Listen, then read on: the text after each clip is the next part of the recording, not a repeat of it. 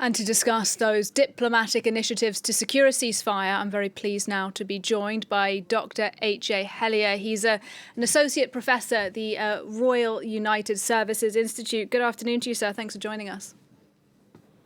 Good afternoon. What do you make, first of all, then, of that language from the US Vice President calling for a ceasefire and saying Israel needs to do more now to get aid in? Is that a change in tone, a change in language from the US government? I think it's a reflection within the Biden administration that they look really bad. I see it purely as a PR move.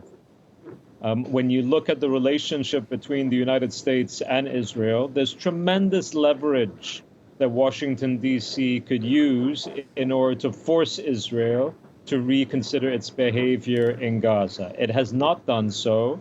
And even this latest call by Kamala Harris, it's not for a ceasefire. And I want your listeners to understand that. Nobody is arguing here for a ceasefire. They're arguing for a temporary pause in the fighting of 6 weeks. And then thereafter, the bombing and bombardment of Gaza by the Israelis would continue. The Israelis have made this absolutely clear. So I really don't see this in quite the same way. Can I ask you about Benny Gantz, who's a member of the Israeli war cabinet, but he's also an opposition politician in Israel. Now, he is in Washington at the moment. He's meeting top American leaders, among them Kamala Harris. And we understand those talks were not approved by Benjamin Netanyahu. What do you make of that? Is that the sign of a rift of some description between the US and Washington? I think it's very clear that Benjamin Netanyahu is incredibly unpopular within the Biden administration. That's not remotely up for discussion. The question is, what are they going to do about it? And unfortunately, what we've seen over the past 4 months is they're going to do very little indeed, besides talking and once in a while leaking the fact that they're not happy with him, but they're not using any leverage. They refuse to use any leverage. And that is the point that I think people need to have driven home. Does that mean then you don't see a good chance of some kind of deal being secured before the start of Ramadan next week? That's entirely in the hands of the Israelis. The Israelis were supposed to show up in Cairo yesterday. They didn't. They haven't shown up today either.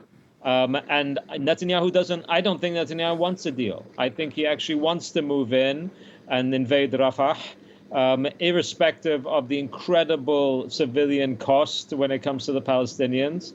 And it wouldn't surprise me if we saw a mass casualty event on the ground in the coming week. But I hope that I'm wrong. I hope that they do sign a deal, because 6 weeks of some respite and relief is better than nothing. Well, you say this is on Israel now. Israel, at least for its part, is saying that the responsibility lies with Hamas because it hasn't yet provided details on how many hostages are still alive in Gaza. What do you make of that? I make that as a very blatant admission by the Israelis that they are engaging in collective punishment. They are holding all of the people of Gaza hostage in order to force Hamas to do something that, for whatever reason, it doesn't seem to want to do. And that we don't even know that for certain, because the Israelis won't even show up to the negotiations in Cairo. Collective punishment is a war crime. And I think it's extraordinary that we're having these sorts of discussions after more than 30,000 people, the vast majority of whom are women and children, have been killed in Gaza at the hands of the IDF.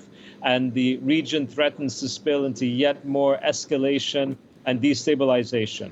This is very serious, and I hope that people take good notice of it. Your message is heard, sir. Thank you very much indeed. Unfortunately, we'll have to leave it there, but thank you. Dr H A Hellyer talking to us there from the Royal United Services Institute.